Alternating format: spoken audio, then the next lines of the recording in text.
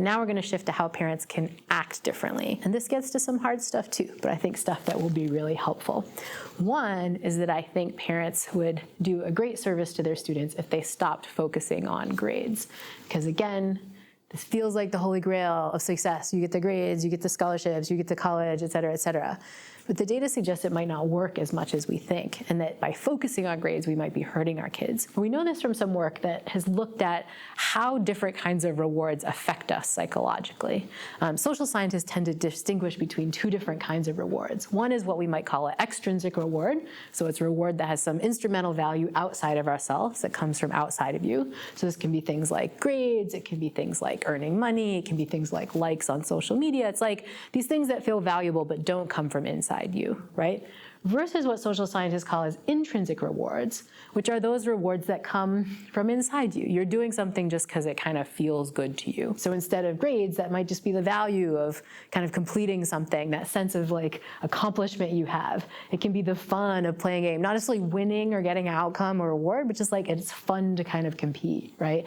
Learning something for the sake of learning it, feeling creative, right? That kind of sense when you figure stuff out, that love of learning, that's all the intrinsic rewards, right? So we have these two distinct kinds of rewards, and I think we assume that they sort of work together, right? That like you get a good grade on something and that increases your sense of accomplishment. We assume they kind of join together.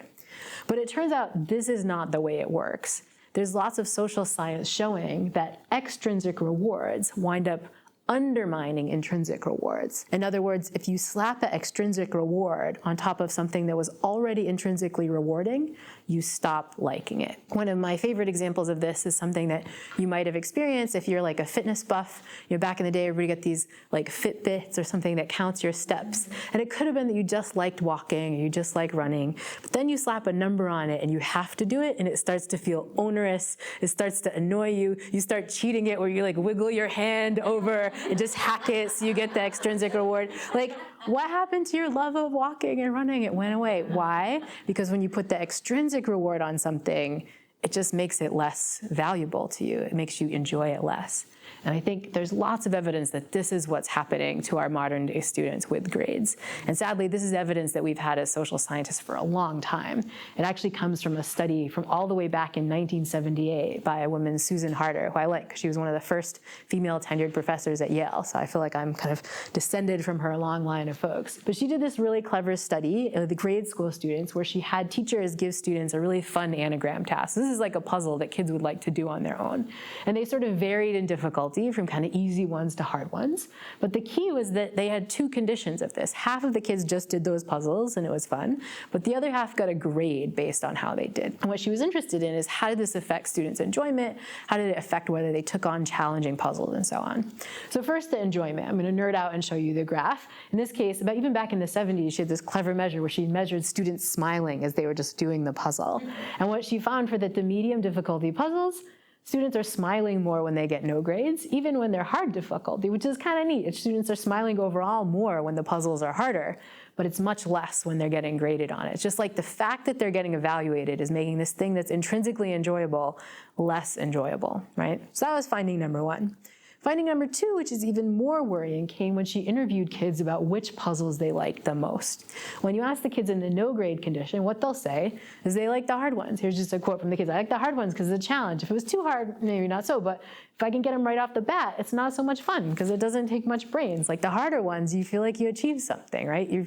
That's the intrinsic reward. You get it in the no grade condition.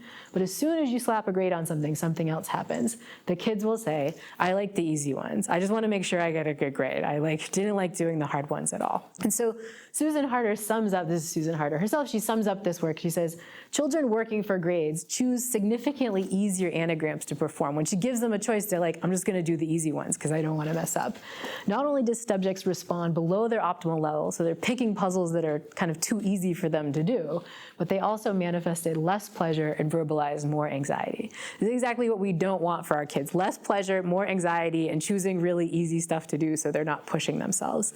And just slapping a grade on something, we have known since the 1970s, does that to kids, right? It's pretty sad. Again, I go back to Jessica here about this because she kind of knows this. She's like, if parents kind of back off with their own anxiety about grades and achievement, then what's going to come is a love of learning and independent inquiry, right? We're not going to push that out with our extrinsic rewards. And naturally, if kids love learning and they want to kind of pick hard stuff and they push themselves naturally without that stuff, more and more they're going to improve and their test grades are going to go up, not because they're getting graded, but because it's via this intrinsic reward. So whatever we can do to kind of fight back against these extrinsic rewards, again, knowing that the structure of school systems kind of have them in there. There's like a quick aside, which is like when I started learning about this work on grades and how bad they were, I was like, why do we even have grades? I mean, we must have had this for like hundreds of years. No, it turns out the first grades ever were used at Yale. They invented them at our school. Old president of Yale, Ezra Stiles, in the early 1800s decided he would just, because you just take an exam and you learned it or you didn't learn it, no one cared, But he said, we should write down how students do. And he wrote 4 levels of Latin. So it was the original 4.0 of like pejorum and magnum and stuff like that. So it's our fault. But what that means is we had educational systems for hundreds of years when we didn't grade students. We just assumed they were learning it, right? We could kind of push and go back to that, and I think it would be much better. What we know is that grades aren't really accomplishing the goals we have for them anyway, right? What do we think? We think, well, maybe you'll be happier if you get them, or it's some sort of measure of students' kind of success and flourishing, or it's predicting something about how they're going to do in the world. Like maybe we don't like grades, but we need them to figure out who should get into the good colleges and who's going to make the most money or something like that.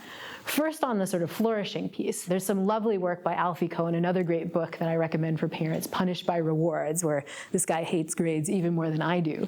But in his book, he kind of walks through some of the negative effects of grades. And one of my favorite ones that I like to share with my students is this. What's the correlation between your high school GPA and your well-being, right? We might think that kids that are doing really good at school are going to flourish, and so we're going to see a big positive correlation between the two. But if you look at the actual correlation, it's this, which is 2 things. First, it's not that big a correlation. This is kind of a small correlation, but most importantly, it's negative. What does that mean? As your grades go up, your well-being goes down. He finds equivalent effects for student optimism and student self-esteem. So as your grades go up, your self-esteem goes down, right? Like pushing for this isn't tracking the thing we want, which is this sort of internal sense of their esteem. It's like not what we think. But again, it's also not predicting what I think we think it's predicting, right? We assume, well, you got to get the good grades if you're going to get into the good college and if you're going to graduate and make the money so you don't live in my basement. For like, we don't want to push for this. We don't like it, but we got to push, right?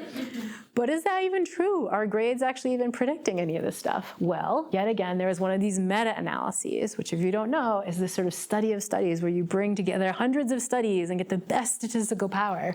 And back in the late 90s, researchers did this to ask, is there any correlation between grades and starting salary, right? Whether that's grades in high school or grades in college. And the answer is kind of no. Like that is a measly correlation. And that's just the first salary you get, whether you get a job out of high school or whether you get a job out of college. If you look at your later salary, like anything that happens 3 to 5 years after that, it's basically no correlation. This includes where you went to college, right? Because I do consent and I do agree that your grades in high school are going to predict which college you get into. But even that, it doesn't matter as much as we think. So we get in our heads that like we don't like the structure of this stuff, but we gotta promote it because it matters. It actually doesn't matter as much as we think. And so we gotta act differently. We gotta stop focusing on grades. And I think this alone will help a lot of our students' frustration and anxiety. Because even when we think we're bringing it up in a kind of kinder, gentler way, we're not being all that pushy about it. What they hear is different. Like they hear this, you are yelling at me about your grades. And it sucks to be them, right? Because I think they experience this as an extrinsic reward that might not be mapping onto all the stuff they care about. And if you can help them push back themselves, I think that does a great job. So that's how we can act differently. We can sort of stop focusing on grades so much. But in addition, I think we can do some work to help kids find their own intrinsic rewards. Like what you've just been hearing is that grades don't matter, but the intrinsic rewards really do. The problem is I think that the way we structure the fun stuff that kids do, the hobbies outside their grades, those don't feel very intrinsically rewarding either, because we wind up kind of telling them, oh, you have to do so many of them. They're kind of overwhelmed from time, which is something we've mentioned before. But also like they're kind of in some ways trapped in this enrichment that we're giving them with all these opportunities. Former Stanford Dean Julie Lithcott-Hames calls these cages of enrichment, where they're kind of, to get so much enrichment, they're kind of trapped in what we're giving them, right? And so I think we need to push back on that, again, to realize that if we really want kids to be intrinsically rewarded, we need them to kind of find things that they love themselves. And this gets to a lot of the work on the importance of play for kids, not just for little kids like this, but for high school students and even college students.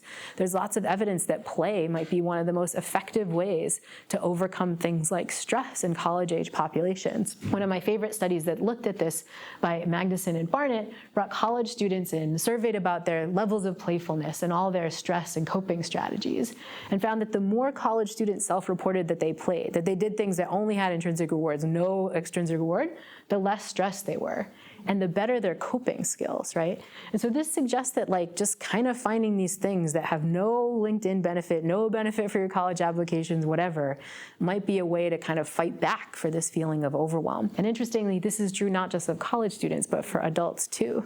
You know, I might invite you to ask, what's the last time you played with something or did something because it was just intrinsically rewarding, right? It might be a nice stress coping mechanism for you all too. But I think we need to kind of promote this in our kids and not get scared when we see moments of it that's like they're just kind of screwing around or they're just on video games or they're not doing anything, because we're like, that activates the guilt of like, I'm not enriching you properly, I need to give you more enrichment. But like, no, this is enrichment. This is the way they're gonna de-stress, protect their mental health, and kind of hold on to that love of learning a little bit. And I think this is another kind of thing I talk to parents about a lot, which is particularly the kinds of activities that kids do. I think this was something that was brought up in this room a little bit too, where it's like the types of activities your kids might gravitate towards, the things that give them intrinsic rewards, it might not be the same thing that you like, right? The kind of topics they gravitate to in their academic study, their hobbies. You might have a vision that you have a like economics major, a soccer student, but you might have like an artist who likes to do film, right?